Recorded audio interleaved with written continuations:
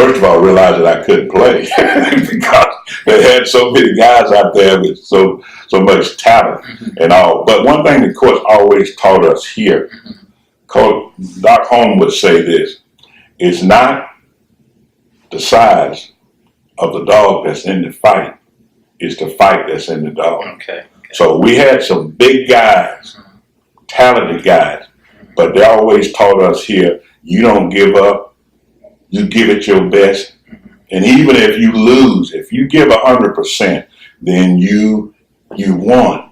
As long as you do your very best. And I always had that in the back of my mind, that I didn't care what type of talent or competition that I came up against, I'm going to give it to my best. So I was able to play, start my sophomore year at Southern, and enjoyed. Played with some guys who was a heck of a lot bigger than I was, but it was a great experience. And the second thing that we learned, the purpose of going to college was to get an education. Talk about that. That's what, and our means of getting an education was football. So I never valued just playing football because I knew one of these days people are going to be judging you about what's in your head, not how many touchdowns or how many tackles you make. So I always had that drive that I got from here. But get your grades. What did you go to class and do what needs to be done? Majored in business management, and surprisingly, coming from here, went to school 4 years, never went to summer school. Never went to summer school. Now, this is strange for an athlete, for many athletes, but graduated on time and did well class-wise in my subject. Again, I ran into a man who, our head coach, Robert Smith, he too, he cared about his players. And I saw that from the first time he got up and cursed us out. And I knew he cared about us when he cursed us out. But one thing he told us back then, and I guess it's part of some of the initiation today, he said, if you play football, we want you to look like you got something in your head, even if you don't. So for that reason, all athletes, every Monday, Wednesday, and Friday, you need to have a tie on. When you go to class, we want you with a tie. We want you to sit in there. We want the teachers to be able to look at you and know that you are part of something, and we want them to be able to tell us whether you're behaving the way that you should. So I remember that, wearing that tie Monday, Wednesday, and Friday in college, and having that experience. But again, very supportive environment. They cared about you. Coaches would remind you that when you leave here, if you don't have anything in your head, you're going to have some problems. When you cross that track, you need to. So they encourage you to put forth your best and to graduate and make a contribution to society rather than becoming a part of the problems that we have. Okay, so you finished in 4 years. Let's talk about your work experiences. What was your first job? Well, before I left here, I was working with Leisure Services, the Recreation Department, and believe it or not, you was in high school. Yeah, high school. That summer, I was a lifeguard over at the swimming pool, and I did that. So when I got back to Athens, I got that job working that summer after college, and lo and behold, Uncle Sam said, "Whoa, wait a minute. You got to pay us too. You've been going and taking these tests, and we didn't bother you because you was in college, but now." So I ended up spending 2 years in the military. Went to Vietnam and fought in the Vietnam War, and was encouraged to make a career in the military. But I didn't want to do that. I said, no, I just do my time and then I'll return back home. So I did that. And that was a great experience, going to Vietnam and seeing how people live in other part of the world, and meeting so many people from so many different places was a great experience. But I'm glad I did that. It's behind me. So you did 2 years? 2 years. In the Army? 2 years in the Army. Okay. That's right. Then you came back to Athens? Came back to Athens and was working again because they had a little thing then. They say if you had a job, went to the military, they would not take your job with you. You can go back there, find something for you to do. So believe it or not, I came back and I was working again with Legion Services. Okay. And that's where a person approached me from the housing authority. They said, would you be interested in working with public? I said, well, doing what? And they said, well, we need people who can kind of help people out, in the social field and do some things. And I said, I don't know a whole lot. They said, yes, you do. You grew up there. And I said, no, I don't. So I told them during the job interview, if I decided to take the job, then I wanted to go back to school and get a degree in social work or counseling or something. They said, all right, you can do that. So we had that commitment. So I was able to go back to school while I worked, got the job, and worked for the master's in counseling. Okay. And so that was my field. But where did you go for that?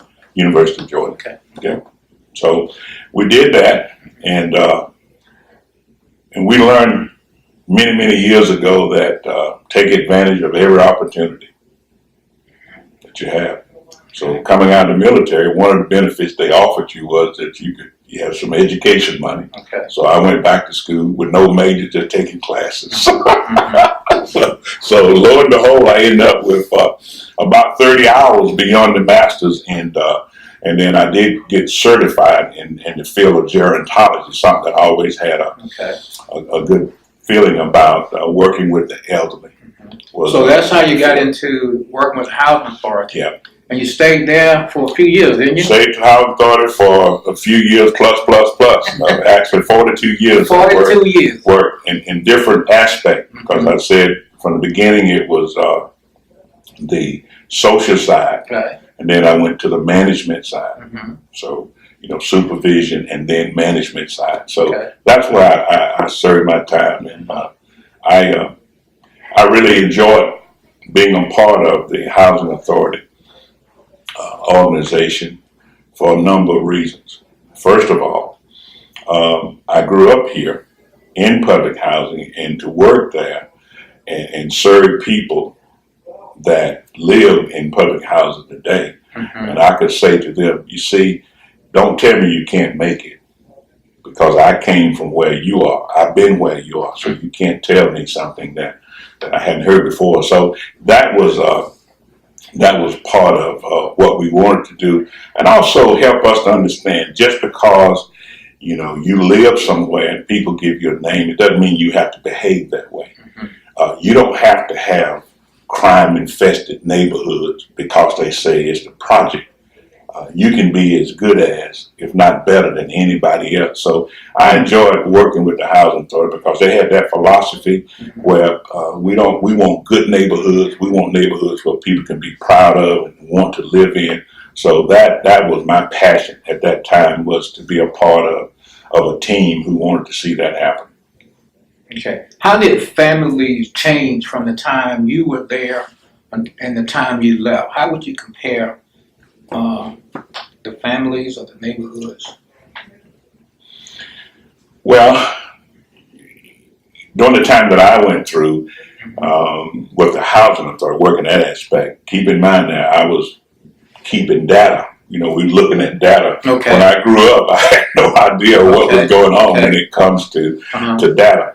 But one of the big reasons is that, when you say data, what kind of? Well, I could tell you anytime about different developments, how many graduates we had, how many the crime that was in that community. I could tell you how many people are working, how many are not working.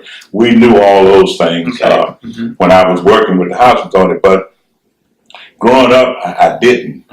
Had no knowledge of what was happening along those lines. But I did see that people, particularly whether you was a single parent or whether you had husbands and wives, and believe it or not, during that time we had a number of husbands and wives living there, which made a difference. But in those households where you didn't have that, you had adults, particularly parents. They had values, and they cared about things. They was focused on what they want you to do. And you learn that at an early age. They taught you, now look, you do certain, and the parents would talk, and you would hear parents would say things like, if he does something over there, you whip him and bring him to me and he'll get another one. And it wasn't like, don't you touch my child. It wasn't that attitude. So I hear the statement made sometimes where people say it takes a whole village to raise a child. Well, back there then, that's what it was. It was a village, and they helped to raise you because you got out of hand. They would deal with you and then talk with your parents, and you knew what you was going to get. So the attitudes is one big factor.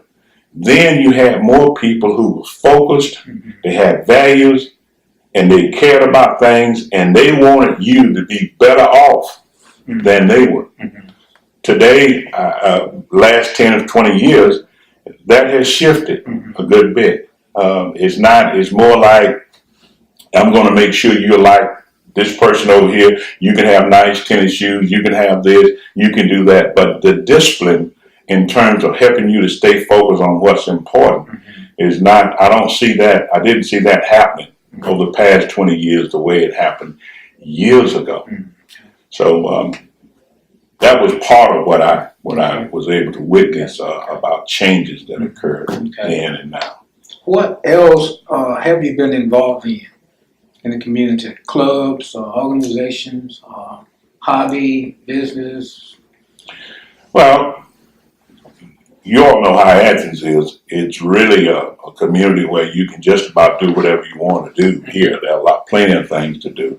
On the community side, we have served capacity of president of the Athens Tutorial Program for about 15 years. 15 years? And we've been on the Board of Education for 2 or 3 years in Athens.